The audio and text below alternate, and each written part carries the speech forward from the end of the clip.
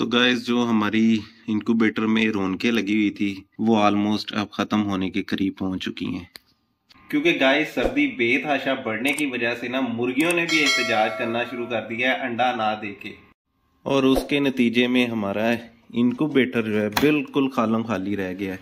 और जो एग्स बचे हैं उनका भी कुछ ये हाल है। ये बाय द वे हमारा ये वाला बल्ब ना दो बार ही गिरा है इनके ऊपर, तो जो बचे हुए एग्स हैं वो उसने तोड़ दिए हैं। खैर ये भी अब 2-4 दिन की गेम है, उसके बाद ये भी निकल जाएंगे। बाय द वे यहाँ पे मैं एक चूज़ा लेकर आया था, ये बैठा हुआ है, ये मैं ब्रूडर से लेकर आया हूँ और इसकी कहानी ये है। इसको मैं बड़ी मुश्किल से ना ब्रूडर से बचा के लेकर आया हूँ क्योंकि ये बड़े चूज़ों के ना पाँव के नीचे आ रहा था। वैसे एक चीज़ मैंने नोट की है कि सर्दियों में ना चूज़े पालना बहुत डिफिकल्ट काम है, क्योंकि एक तो सर्दी बेतहाशा होती है और टेम्परेचर को बड़ा मेंटेन करना पड़ता है। और दूसरी बात वो ये कि अगर आप मुख्तलिफ डेज में एग्स रखते हैं ना और मुख्तलिफ डेज में चूजे निकलते हैं, तो जब आप चूजों को ब्रूडर में शिफ्ट करते हैं ना, उसमें ये होता है कि जो डेज का फर्क आता है ना चूजों में बड़े छोटे, वो बड़ा मुश्किल हो जाता है उसको मैनेज करना।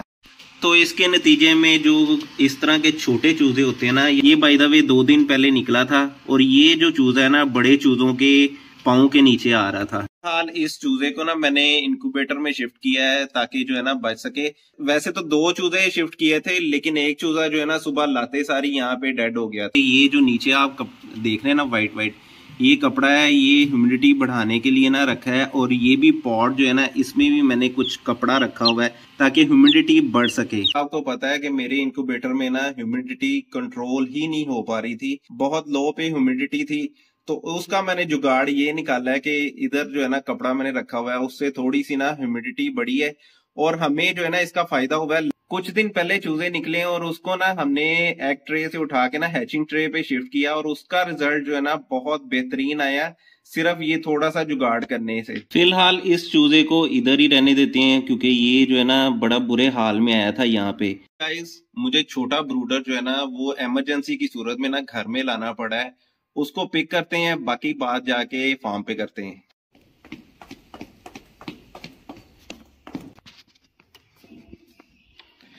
ये पड़ा हुआ है जी हमारा छोटा ब्रूडर, इसको लेके चलना है फार्म पे और चलते हैं इसको लेके। तो ले जी ब्रूडर आ गया है अपनी जगह पे और अब इसको चला देते हैं ताकि हमारे चूजों को ठंड ना लगे। अस्सलाम वालेकुम, welcome back to my YouTube channel. उम्मीद है कि आप सब दोस्त खैरियत से होंगे। तो दोस्तों ब्रूडर को घर में शिफ्ट करने की वजह ये थी कि जिस ट्रांसफार्मर से हमें वापडा से इलेक्ट्रिसिटी आती है वो ट्रांसफार्मर कहीं खराब हो गया। तो ट्रांसफार्मर खराब होने का मतलब ये है कि बिजली नहीं आएगी। तो जब मैंने ब्रूडर को यहाँ पे ओपन करके देखा था तो अंदर चूजों की हालत बहुत खराब थी, बहुत ज्यादा ठठर रहे थे। तो गाइस फौरन फिर डिसाइड किया कि ये ब्रूडर को ना जल्दी से जल्दी घर शिफ्ट करते हैं, क्योंकि ट्रांसफार्मर कब ठीक होगा ये मुझे कोई अंदाजा नहीं था। और चूजे तो हमारे 1 घंटा भी नहीं रह सकते हीट के बगैर। अभी इसको ओपन करके देखते हैं कि क्या सूरत हाल है अंदर की, क्योंकि सिल्की के चूजे ना बड़े ही कमजोर हैं। और ये आप देख सकते हैं, एक तो ये चूजा देखे कैसा कमजोर है, पता नहीं क्या वजह है सिल्की के चूजे इतने कमजोर क्यों हैं। और बाकी चूजों की क्या हालत है वो कुछ बेहतर लग रहे हैं इससे। वैसे ना मैंने एक चीज नोट की है कि सिल्की के चूजों को ना पालना बहुत ही डिफिकल्ट हो रहा है। पहले तो डेड इन शेल बहुत ज्यादा हो रहे थे और अगर गलती से चूजा निकल भी आए तो वो कमजोर इतना ज्यादा होता है कि दूसरे चूजों के पाँव के नीचे आता रहता है और इस तरह फिर वो बहुत जल्दी जो है ना मरने के करीब पहुंच जाता है। मुझे लगता है कि इनके पेरेंट्स में ना शायद कैल्शियम और विटामिन की कमी है। वैसे तो मैं देना शुरू किया, लेकिन जहाँ से लेकर आए हैं ना उन्होंने कभी इनको दिया ही नहीं है। इसी वजह से मैंने लास्ट जो एग्स निकले थे ना वो जिम्मेदारी मैंने इसके सुपुर्द कर दी और ये बड़ी बेहतरीन जो है ना ये अंडों को हैच कर रही है, बिल्कुल भी नहीं उड़ती।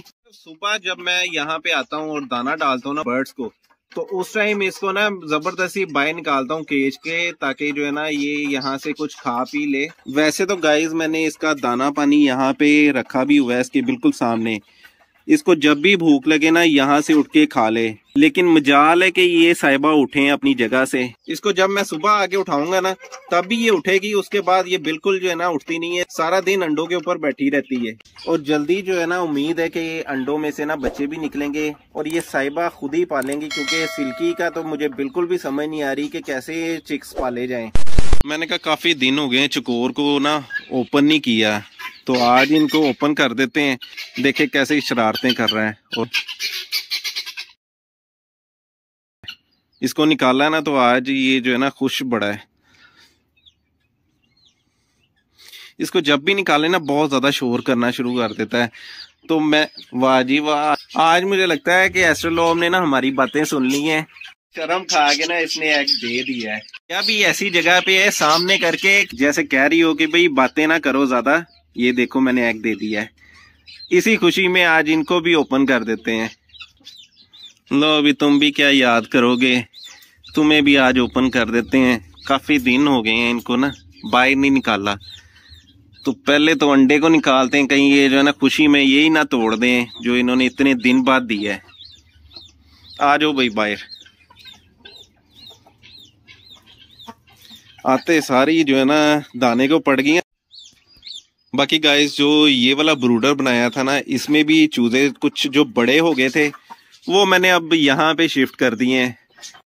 ये हमारा ब्लैक पॉलिश का केज है और वो भी बेचारे देखते होंगे कि ये जो है मेहमान कहाँ से आ गए हैं। मैंने एक चीज नोट की है कि इन चूजों को ना फीड की आदत पड़ी हुई है और जब भी मैं खाना डालता हूँ ना फौरन जो है ना फीड को पड़ जाते हैं। और ये ब्लैक पॉलिश भी कह रहे होते हैं कि भाई हमारे लिए भी कुछ छोड़ देना।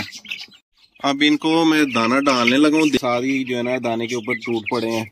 मजाल है कि ब्लैक पॉलिश को खाने दें, वो बेचारे जो है ना पीछे खड़े होके देखते रहते हैं कि ये छोड़ें तो फिर हम खाएं। रैबिट्स के केज में मैं 2 दिन से नोट कर रहा हूँ कि हमारा एक रैबिट जो है ना वो गायब है, वाइट कलर का। मैं 2 दिन से ना दाना डालने आ रहा हूँ या इनको लूसन जब भी डालने आता हूँ ना वो मुझे नहीं नजर आता। पता नहीं वो या तो बिल के अंदर है। पहले भी गाइस एक दफा हुआ ये कि जब वो रैबिट जब नए नए आए थे ना तो वो बिल के अंदर घुस जाता था और काफी दिन जो है ना निकलता नहीं था, या जब मैं यहाँ पे होता था मुझे तो वो नजर नहीं आता था। मुझे लगता है कि या तो वो बिल के अंदर ही है, क्योंकि ना तो वो उस साइड पे है और ना ही मुझे यहाँ पे नजर आ रहा है, क्योंकि हमारे पास जो है ना 8 रैबिट हैं टोटल और यहाँ पे 7 हैं इस टाइम बाहर। या तो वो बिल के अंदर है या बिल के अंदर मर चुका है। 2 दिन से मैं उसको देख नहीं रहा, मुझे यही डर है कि वो शायद जो है ना बिल के अंदर मार चुका है। और ये वही वाला रैबिट है जिसकी टांग टूटी हुई थी और ये बाकी रैबिट्स जो है ना इसको बहुत ज़्यादा मारते थे। होप्स हो कि वो ठीक ठाक हालत में हो। हमारे गिनी फाउल की खुशियाँ देखें, मट्टी में लोट-पोट हो गए ना सारे, इन्होंने अपने पर ख़राब किए हुए हैं। देखें मट्टी लगी हुई हर तरफ, यहाँ पे ना मट्टी में लोट-पोट हो रहे थे। बाकी 2 दिन हो गए हैं हमने लैंडस्केपिंग की हुई है और मैंने कहा चलें इधर भी नज़र डाल लें कि क्या हालात हैं।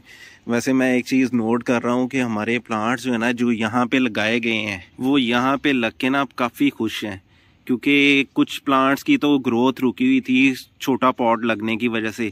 कुछ वैसे भी नया सॉइल लगा है तो माशाल्लाह अब कलर्स जो है ना इनके आने शुरू हो गए हैं। स्पेशली हमारा जो यहाँ पे ग्रीन आइस लगा हुआ है ये बहुत ही जो है ना डल शेड में हुआ था, तो जैसे ही ये ज़मीन में लगा ना अब इसका कलर आना शुरू हो गया।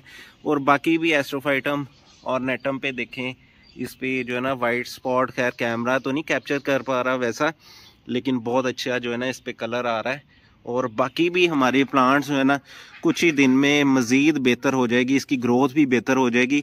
बहुत ज़्यादा रश नहीं डाला, क्योंकि जब ग्रोथ होनी है ना तो फिर ये प्लांट्स एक दूसरे के ऊपर चढ़ जाएंगे तो फिर वो जो है ना अजीब सा लगना शुरू हो जाता है। गाइस लैंडस्केपिंग की खूबसूरती उसी चीज़ में होती है कि आप उसको ना कितना साफ रखते हैं, कितना ज़्यादा वीड से बचा के रखते हैं। हमेशा लैंडस्केपिंग को ख़राब करती है वीड से बचे रहे ना प्लांट्स तो इनको कुछ भी नहीं होता। उम्मीद है कि यहाँ पे वीड कम ही उगेगी। और यहाँ पे ये देखें कैस्लोनी आई, बड़ी ही प्यारी शेप में है, अभी ये प्रॉपर कलर में नहीं आई। कुछ दिन आप वेट करें, देखें आपको कैसे ये खूबसूरत कलर में नज़र आएगी। इसका भी पानी जो है ना काफ़ी देर से रुका हुआ था, इसी वजह से ना इतने डल शेड में है। वैसे ये प्लांट बहुत ही खूबसूरत और बहुत अच्छी शेप बनाता है। और यहाँ पे देखें ये प्लांट, इसको जब मैंने पॉट से निकाला था ना तो ये इतना ग्रीन शेड में नहीं था। ये सारी वजह ये है कि एक तो ये खुली जगह में लग गए हैं और दूसरा ये कि इनको ना पानी अब अच्छा लग रहा है और सॉइल भी इनका चेंज हुआ है। और एक दिन पहले मैंने यहाँ पे NPK का भी स्प्रे किया है। वैसे तो सर्दियों में नहीं करना चाहिए लेकिन ये सक्यूलेंट्स लगे हुए हैं तो इस तरह के सक्यूलेंट्स जो हैं उनका ग्रोथ सीजन होता है। सिर्फ जो है ना डर ये है कि एक दो दिन बाद जो है ना बारिशों की प्रेडिक्शन है।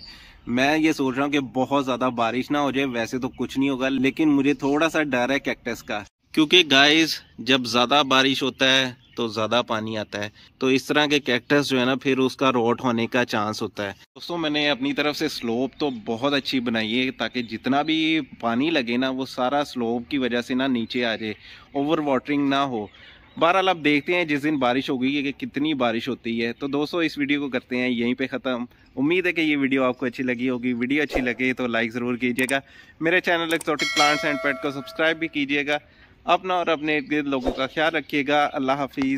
सर्दी आज फिर बहुत ज़्यादा है और रैबिट्स को ना सर्दी लग रही है क्योंकि ये ऐसे इकट्ठे होकर जब भी बैठते हैं ना इसका मतलब है कि इनको सर्दी लग रही है। तो आज इनको दाने में ना थोड़ा सा ऑयल डाल के देते हैं, फ़िश ऑयल, ताकि इनकी सर्दी थोड़ी कम तो हो सके। इधर मैं इसको हिलाऊंगा ना तो उधर रैबिट्स को देखिएगा एक्टिव हो गए हैं। उनको लग रहा है कि वो देखें दाना आ गया है और ये गोल गोल घूमना शुरू हो जाते हैं। जब मैं दाने को ऐसे हिलाता हूँ ना उनको पता चल जाता है कि दाना अब ना ढलने लगा है और ये सारे जो है ना इस दरवाजे की तरफ इकट्ठे होना शुरू हो जाते हैं।